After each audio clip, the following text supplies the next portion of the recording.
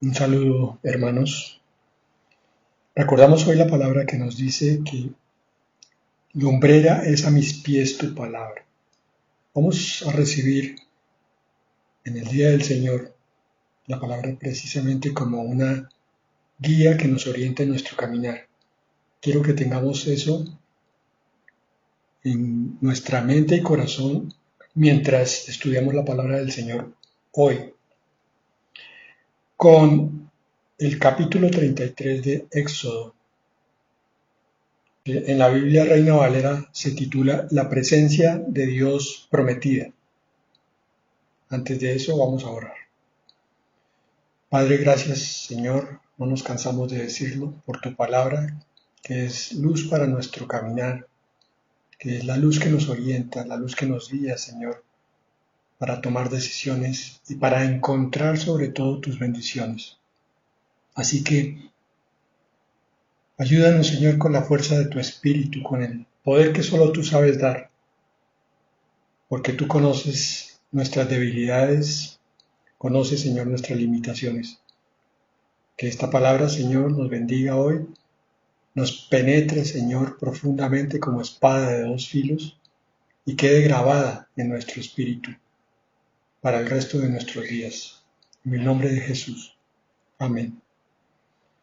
Capítulo 33 de Éxodo. Antes de empezar a leer, vamos a ponernos un poco en el contexto.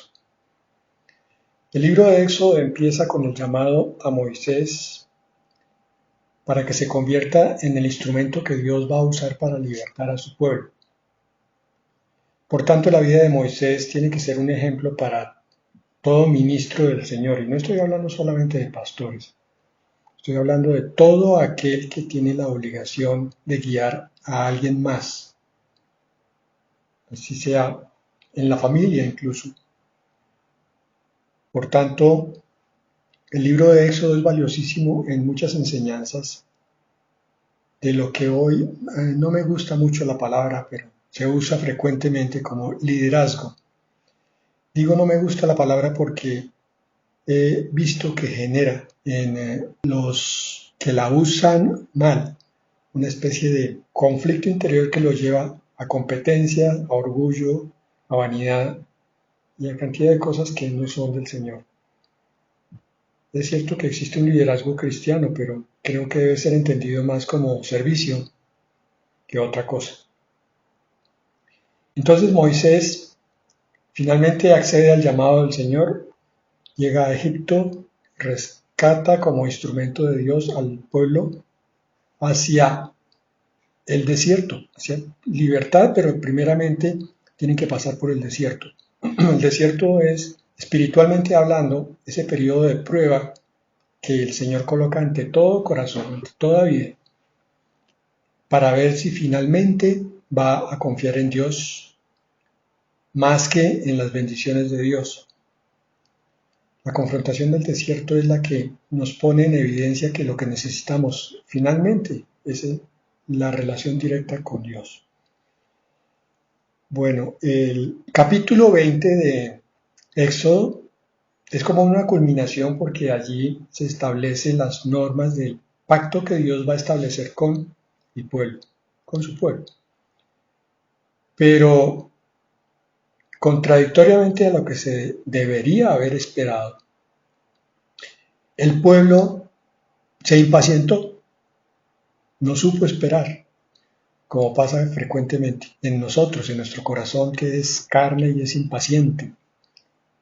Y entonces se votó a los ídolos, hizo que Aarón construyera el becerro de oro. Estamos hablando del capítulo 32 de Éxodo. Después de que el Señor da la ley en Éxodo 20, tan cerca como el capítulo 32 ya el pueblo le está fallando al Señor. Con eso podemos entender cómo es que empieza este capítulo 33. Miren lo que ocurre aquí. Miren primero la gracia del Señor, el perdón, la misericordia y su infinito amor por su pueblo, a pesar de que le acaba de fallar, y de una forma bien grave.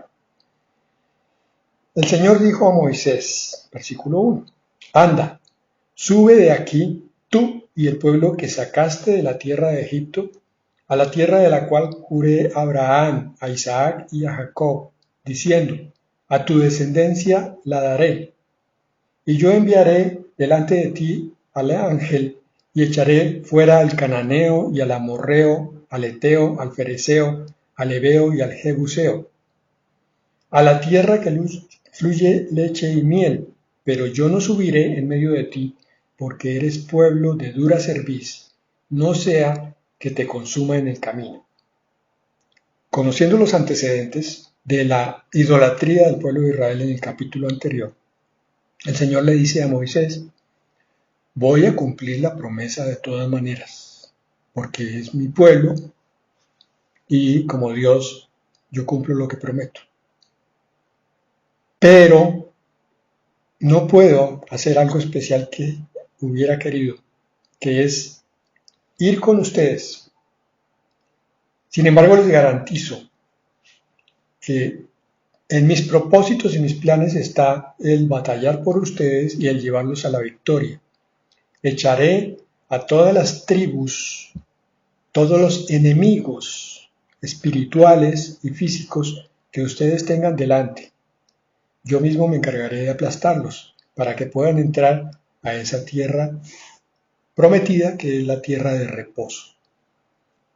Una palabra que está en 1 Corintios 10:11 nos dice lo siguiente, y estas cosas les acontecieron como ejemplo y están escritas para amonestarnos a nosotros, a quienes han alcanzado los fines de los siglos. Según esta palabra, todo pasaje del Antiguo Testamento es una enseñanza para nuestra propia vida. Por tanto, desde ese enfoque, vamos a descubrir qué enseñanzas hay para nosotros. Sabemos que la tierra prometida también está tipificada, mejor, descrita claramente en los primeros capítulos de la epístola a los Hebreos, específicamente capítulos 4, 5. Allí se habla de que el reposo de Dios es para los que creen, basado precisamente en estos pasajes de Éxodo, donde el pueblo mostraba repetidamente que no creía mucho más allá de lo que decía. Creía en un Dios, pero le desobedecía cada rato. Y pues por tanto entonces es un modelo de la vida cristiana carnal, la vida cristiana mundanalizada y llena de las cosas que se convierten en distractores de nuestra espiritualidad. Pero el Señor hace una promesa y la cumple. Es que nos va a abrir el camino, que va a batallar nuestras batallas, que Él va a ir adelante y va a ir pisoteando a los enemigos. El cananeo, el amorreo, el eteo, el fereceo y todas estas tribus son las figuras de nuestras dificultades en aspectos que tienen que ver con nuestra propia personalidad y carácter. Por ejemplo, el orgullo, por ejemplo, la tendencia a aferrarnos a las cosas materiales, pero también estas tribus son el símbolo de la guerra espiritual que tenemos por cuenta de que Satanás y sus huestes envían continuamente batalla, enemigos que nos tienten y nos pongan lazo y trampa. El Señor dice, yo quitaré esos enemigos delante de ti. Tú entrarás a la tierra prometida. Pero recuerden también que más adelante vamos a descubrir que este pueblo no fue capaz de entrar a la tierra prometida porque le falló repetidísimas veces al Señor en cuanto a la fe. Lo probó y lo tentó. Y finalmente tuvo que recibir un castigo por su repetida rebeldía. Y es que murió en el desierto sin haber entrado a la tierra prometida, excepto los que creyeron, Josué y Caleb, y la descendencia joven. Entonces aquí el Señor hace la primera exhortación, después de haber dado los mandamientos. Les dice, yo libraré sus batallas, pero mi presencia no se sentirá palpablemente en sus vidas. Describe perfectamente ese primer tiempo de lo que es la vida cristiana. Cuando uno recién llega a los caminos del Señor, Él da muestras de su presencia viva de tal manera que uno se siente que ha llegado a otro mundo. Pero poco tiempo después, esa sensación sobrenatural desaparece y uno se descubre un poco abandonado. No es que Dios lo haya dejado solo a uno, solo que su presencia viva se aparta, porque nos da la razón aquí. Porque eres pueblo de dura cerviz, no sea que te consuma en el camino. Los antiguos israelitas tenían muy claro esto. Si estaban delante de la presencia de Dios, podían morir. Lo he explicado varias veces. Si yo no tengo una naturaleza acuática, yo no puedo sobrevivir dentro del agua mucho tiempo. Si mi naturaleza no es parecida a la del sol, yo no puedo acercarme al sol porque voy a morir quemado. De igual manera, yo no puedo estar delante de la naturaleza divina, pura, perfecta, santa de Dios, porque mi carne imperfecta, pecadora, sería destruida por su perfección, como lo haría el sol con su luz y su calor sobre cualquier objeto que no sea de la misma naturaleza de él. Es por eso que el Señor tiene que adiestrarnos poco a poco para que vayamos permitiendo que Él forme la naturaleza divina en nosotros. Primero, implantándola con la figura de su Hijo como Salvador y después perfeccionándola con la figura de su Espíritu Santo como santificador. Por esa razón, los cristianos al principio de su vida no sienten mucho la presencia de Dios. Es lo que nos está explicando aquí Éxodo 33. Y por esa razón también es que dejamos de sentir la presencia de Dios cuando recaemos en el pecado. No sea que te consuma en el camino, es por misericordia que Dios se aparta. Oyendo el pueblo esta mala noticia, vistieron luto y ninguno se puso sus atavíos, en el versículo 4. Sin embargo, el pueblo, al oír la noticia de que iban a ir solos, ellos se creían abandonados, entonces se arrepintieron, pero no perfectamente. Nos lo va a decir en el versículo siguiente. Su arrepentimiento fue un poco superficial. Se vistieron de luto, un arrepentimiento externo, pero no hubo una transformación interna. Entonces el Señor dice a continuación en el versículo 5, en la parte final, vosotros sois pueblo de dura cerviz, en un momento subiré en medio de ti y te consumiré. Quítate pues ahora tus atavíos para que yo sepa lo que te he de hacer. ¿Sí? El Señor vio el arrepentimiento y Él fue movido a misericordia. Tenemos un Dios tan profundamente amoroso en su corazón que con una pequeña señal que le demos nosotros, Él inmediatamente pospone todo castigo, porque primero está su misericordia que su justicia. Y aunque merezcamos el castigo, el Señor está dispuesto a rodearnos con ese perdón y esa misericordia. Versículo 7, nos saltamos el 6. Aquí hubo entonces una acción de parte de Moisés basado en la conducta del pueblo. Como el pueblo había mostrado cierto arrepentimiento, Moisés, dice el versículo 7, tomó el tabernáculo, lo levantó lejos, fuera del campamento, y lo llamó el tabernáculo de reunión. Y cualquiera que buscaba al Señor salía al tabernáculo de reunión que estaba fuera del campo. Entonces, tanto Moisés como el Señor quieren ahora entrenar al pueblo. Y lo primero que le están mostrando es que no se puede buscar, a menos que se tenga un entrenamiento ya de muy larga data, no se puede buscar la presencia de Dios en medio del bullicio, de la multitud y del ruido. Por eso Moisés se lleva al sitio de encuentro con Dios que él llamó el tabernáculo de reunión. Tenía un propósito, el tabernáculo. Ustedes dirán, pero ¿por qué antes existía una cuestión material y hoy no existe? Nosotros como Iglesia del Señor necesitamos un poco más de algunos símbolos materiales. No, el Señor lo usó durante un tiempo para mostrarnos que no era tampoco la forma adecuada.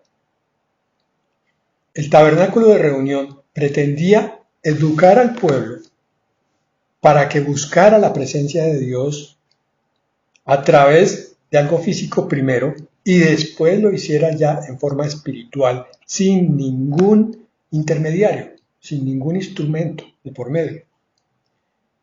El Señor ahora viene y nos enseña eso a través del Señor Jesucristo. La presencia de Dios vivo está en nuestro corazón desde el mismo momento en que aceptamos a su Hijo. Y por esa razón no necesitamos templo, ni tabernáculo, ni imágenes. Pero debemos congregarnos con los hermanos, de todas maneras. La iglesia cristiana, por esa razón, carece de tantas cosas que veíamos en la religión. Debemos aprender a llegar al tabernáculo de reunión que ahora está dentro de nosotros, en nuestro corazón. Continúa allí el versículo 7. Cualquiera que buscaba al Señor salía al tabernáculo de reunión que estaba fuera del campamento. Cualquiera que busca al Señor se aparta del ruido, del ajetreo, para irlo a buscar en intimidad y en soledad, de ser posible. Esto es válido tanto para una congregación en un templo físico o en una iglesia. El creyente debe llegar con ese ánimo de encontrarse con Dios en lo secreto. No son las palabras bonitas del pastor o la alabanza, eso ayuda a elevar el espíritu. Pero una vez que el creyente ha entrado en esa atmósfera espiritual, debe buscar entonces la presencia viva del Dios poderoso en su interior, en su propio corazón de creyente. Y se va a maravillar de la calidad de encuentro que va a tener. Sucedía que cuando salía Moisés al tabernáculo, todo el pueblo se levantaba y cada cual estaba en pie a la puerta de su tienda y miraban en pos de Moisés hasta que él entraba en el tabernáculo. Moisés los estaba enseñando a acercarse a la presencia de Dios. Cuando Moisés entraba en el tabernáculo, la columna de nube descendía y se ponía a la puerta del tabernáculo y el Señor hablaba con Moisés. Vuelvo y repito, todo esto era para enseñar a un pueblo que venía de una idolatría egipcia increíblemente fuerte y desviada. Por tanto, el Señor usa una cantidad de cosas físicas para reacondicionar la mente, el alma de este pueblo, para que finalmente el espíritu entienda la verdad. No por el hecho de que los israelitas estuvieran bajo la ley se diferencian mucho de nosotros, porque la ley tenía el mismo propósito que tiene la gracia, es llevar a la relación con Dios mediante la fe.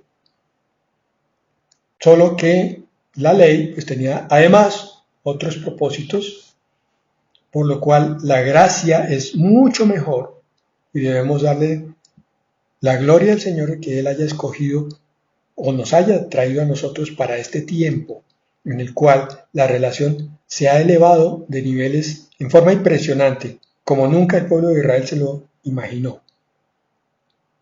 La figura en el versículo 9 es que cuando Moisés entraba en lo íntimo de la adoración, el Señor manifestaba su presencia.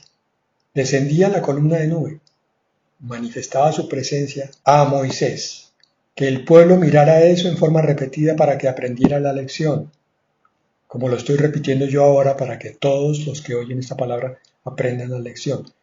No se trata solamente de arrodillarse o estar sentado orando, se trata de que cuando uno está orando, se trata de que cuando uno está buscando en la palabra, cuando está hablando con Dios, cuando está escudriñando la escritura, lo que se debe estar buscando en última instancia es la presencia viva de Dios, igual en la congregación.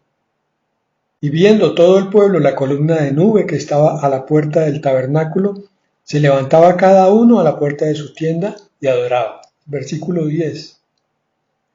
Adoraba. El pueblo poco a poco va entrando en esa enseñanza del Señor y de Moisés.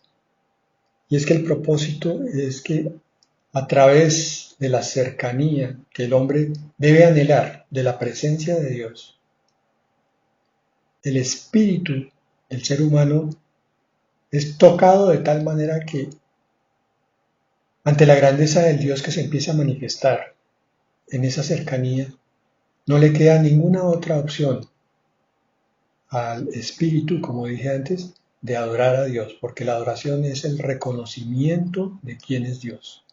Bendito eres tú, Señor, grande y poderoso, porque te estoy sintiendo, te estoy viendo en el espíritu. Estoy entendiendo, Señor, la forma como tú te mueves. Qué Dios tan poderoso, que cuando buscamos, Señor, tu ayuda para que nos quites el pecado, tú envías el poder de tu espíritu y nos das la fortaleza, Señor, nos das la templanza, nos das la decisión para tomar el camino diferente de ese pecado. Qué grande eres tú, Señor, y entonces nos llevas a una nueva forma de relacionarnos contigo cada vez más y más limpia, más y más pura. Y entre más pureza y más limpieza, entonces empezamos a sentir tu presencia viva en nosotros. Empezamos a ver, Señor, cómo cuando oramos, tú oyes con agrado las oraciones del que cumple tu voluntad, Señor, porque ya estás morando en su corazón. Tú dijiste que harías morada en aquel que guardara tus mandamientos. Y como haces allí tu morada, te place volverte pródigo y generoso de todas las maneras posibles. Y eso quebranta el corazón del creyente, Señor, al ver cómo tú respondiendo las oraciones, al ver cómo tú, Señor, supliendo las necesidades, la carne se queda temblando de pequeñez delante de tu grandeza, acongojada en emoción, acongojada, Señor, achicada ante tu grandeza. Y solamente puede postrarse, diciendo gracias, Señor, gracias, Padre eterno, gracias, Dios altísimo, tú que eres tan sabio, tan bueno, ese Dios de lo alto, Señor, que derrama continuamente las bendiciones sobre el pueblo, Señor, sobre tu pueblo, sobre el pueblo que te oye, sobre el pueblo que quiere buscarte, Señor. Es la adoración del pueblo, Señor, la que se ve allí. Finalmente el pueblo adoraba. Y hablaba en el versículo 11 el Señor a Moisés, cara a cara, como habla cualquiera a su compañero. Y él volvía al campamento, pero el joven Josué, hijo de Nun, su servidor, nunca se apartaba de en medio del tabernáculo. Moisés iba con frecuencia al tabernáculo, pero Josué quería vivir allí adentro. Esa es la razón por la que el Señor escogió a Josué como el sucesor de Moisés, el caudillo. Josué fue un guerrero tremendo. Condujo al pueblo a través de las múltiples batallas para ganar finalmente el territorio de la tierra prometida. Y aquí vemos entonces el verdadero carácter del caudillo, del líder, si es que quieren esa palabra, si les gusta, a mí no, pero del siervo de Dios. Es aquel varón, aquella mujer que ha aprendido a acercarse a la presencia de Dios y como un niño ha aprendido a hablar con él. Orar, dice la palabra, pero debemos entender el sentido profundo de orar. Orar es hablar cara a cara con Dios. Orar es disponer un tiempo para saber que tenemos un amigo que está dispuesto a oírnos. Orar es cerrar los ojos al mundo, al ruido, al bullicio y querer abrir el corazón, derramándolo delante de Dios, contándole a Él todas las cosas, lo que se siente, lo que no se siente, los pesos, las cargas, pero también las bendiciones que han sido recibidas.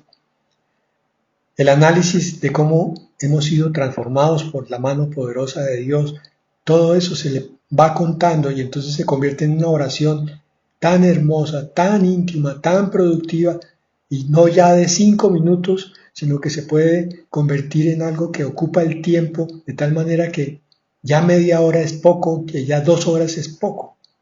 Ya se convierte en una charla de todo el día. Señor, sabes, te cuento, allá en el fondo, tu espíritu me ha mostrado. Yo he podido reconocer que yo todavía tengo miedo, Señor, a algunas cosas, a algunas personas, Señor. Te lo confieso hoy, aquí delante de ti ya con arrepentimiento, pero sabiendo que no hay nadie que me pueda avergonzar y sabiendo que cada vez que lo confieso tú me perdonas, Señor. Vengo a decirte, tengo miedo de tal persona, tengo miedo de la reacción que tiene esa persona. Padre, pero tu palabra dice que yo no soy nadie porque tú eres mi creador. ¿Quién eres tú para que tengas miedo del hombre? Y yo tomo esa palabra sobre mi vida, Señor, y entonces vengo y te digo, Padre, enséñame a no tener miedo a las personas, sino tener temor de Dios, temor de Dios. ¿Quién soy yo, Señor? ¿Y quiénes son los demás? Es temor a ti porque es el temor nacido de ver mi pequeñez y ver tu grandeza, Señor. De ver tu poderío, Señor, y ver mi incapacidad. De ver tu abundancia y tu gracia, Señor, y ver mi escasez. Pero es el temor gozoso de saber que esa grandeza, Señor, ese poderío, quiere derramarse en mi vida escasa y pequeña, continuamente. Por eso, Señor, ahora puedo hablar contigo. Por eso, Señor, ahora me gozo en contarte todas estas cosas. Me gozo en decirte, Señor, que llevo un tiempo sin pecar en esto, pero que te pido, Señor, no caiga en vanidad por no haber vuelto a caer. Y te pido, Señor, que me fortalezcas para que no vuelva yo a caer nunca más, para que no te ofenda, Señor, para que no clave un puñal en tu corazón tan bueno y tan generoso que todos los días estás haciendo cosas grandes por mí, Señor. Y cada día que avanza esta vida cristiana, yo veo más y más tu presencia en mi vida. Veo más, Señor, tu intervención en mis cosas. Veo, Señor, cómo vas abriendo las puertas, cómo vas quitando los enemigos, cómo me estás introduciendo en esa tierra prometida, en ese reposo, Señor, porque ahora ya puedo vivir quizás rodeado de preocupaciones, pero en paz, Señor, porque siento tu presencia, porque sé que tú eres el que toma todas las cargas, porque sé, Señor, que tú eres el que va a resolver las situaciones en su mayoría, y las que no resuelvas, por alguna bendición, es que están allí. Inclusive si me tocara morir, Señor, yo bendeciría ese momento porque sé que tú vas a hacer algo grandioso de todo eso. Padre, quita el temor de la muerte de mi vida. Estos son ejemplos de las oraciones que podemos hacer, Señor. Son ejemplos de la forma tan hermosa como podemos aprender a relacionarnos con Dios. Para eso está esta palabra. Tenemos allí a un tabernáculo de reunión que no está ni a 10 ni a 100 metros de distancia. Está dentro de nosotros. El tabernáculo es Dios mismo, es Cristo mismo. Te invito, mi hermano, mi hermana, a que cerrando tus ojos físicos, o sea, saliendo del campamento, abras tus ojos espirituales y puedas ver el infinito regalo de ese Dios tan generoso que quiso colocarse dentro de tu corazón en la forma de su Hijo, para que tú puedas hablar con Él en todo momento, para que ese pecado que te asedia lo puedas entregar como carga y Él te lo quite. Él, porque tú no puedes, para que esa ansiedad que te acompaña de día y de noche, y a veces sin razón, dices, pero ¿por qué si no hay nada en este momento como amenaza? ¿Por qué siento tanta inquietud interior, tanto desasosiego? Señor, tómalo, quítamelo. O si es depresión, Señor, pero todo está saliendo bien y sin embargo me siento triste, melancólico, sin motivación, Señor, estoy deprimido, quítame esa depresión, Padre. Yo quiero servirte con gozo, quiero dar testimonio con mi boca, con mis acciones a otros. Quiero tener entusiasmo, Señor. Quítame esa pereza, esa indolencia, esa indiferencia, esa tibieza, Señor. Tu palabra me dice que tú ya vas a venir. Entonces dame, Señor, esa santidad que se necesita para agradarte. Sin santidad nadie puede verte, dice tu palabra. Entonces, yo quiero verte, Señor, y sé que tú también quieres verme, pero entonces límpiame tú, Señor. Ese es tu tabernáculo, mi hermano. Ese tabernáculo está cerca de tu boca y de tu corazón, para que tú lo busques y la salvación que el Señor Jesucristo colocó un día se convierta en santificación de todos los días. Y entonces va pasando el tiempo y tú vas encontrando la paz y ya no sientes miedo por la próxima venida del Señor porque sabes que el Señor te está preparando y que el que empezó en ti la buena obra, Él la terminará. Y tu fe se incrementa porque sabes que como Dios es el que tomó en sus manos tu vida, Él hará todo para que tú estés con Él. Y que tú solamente tienes que confiar cada día más en que Dios ha hecho todo para ti, en que Dios te ha dado todo lo que tú necesitas y te lo seguirá dando. Y que cada día que pasa, tu fe va a comprobar que Dios está más y más cerca de ti. Hermano, ese es el mensaje para hoy. Tómalo, por favor, en tu corazón.